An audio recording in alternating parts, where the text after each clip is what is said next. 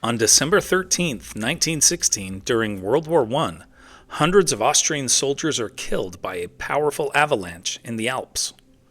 When Americans think of the Great War, they usually focus on the fight in the trenches against Germany on the Western Front. But there are fronts in many parts of Europe and even on other continents, including Africa and Asia.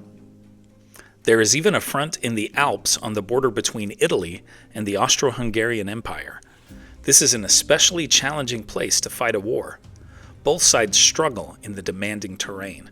Supply lines are a huge challenge in that geography. And when winter rolls along, it becomes particularly difficult because of the cold and the snow.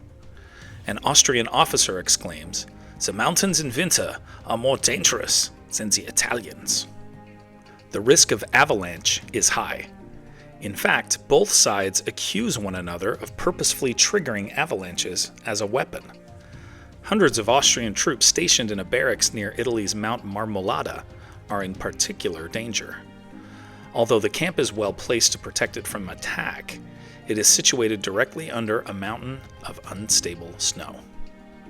On December 13th, about 200,000 tons of snow, rock, and ice plunge down the mountain directly onto the barracks. An estimated 200 men are pulled to safety, but 300 others die. Only a handful of the bodies are recovered. In fact, during that last month of 1916, an estimated 10,000 Austrian and Italian soldiers are killed by a series of avalanches. With the melting of glaciers in recent years, some World War I avalanche victims have at last been recovered.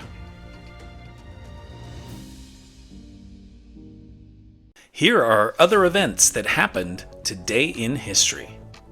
In 1577, Francis Drake begins a voyage that becomes the second in history to circumnavigate the globe.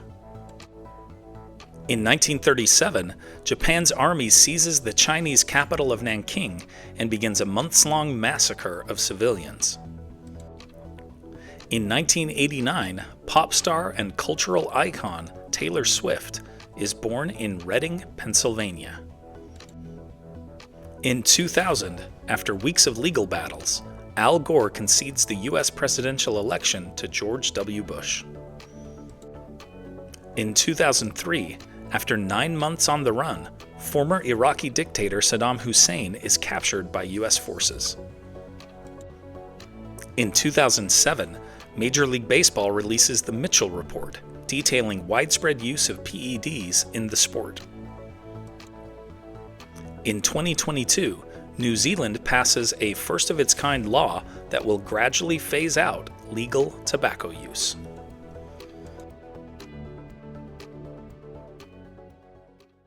And now, it's time for our Today in History quiz. How many humans have walked on the moon?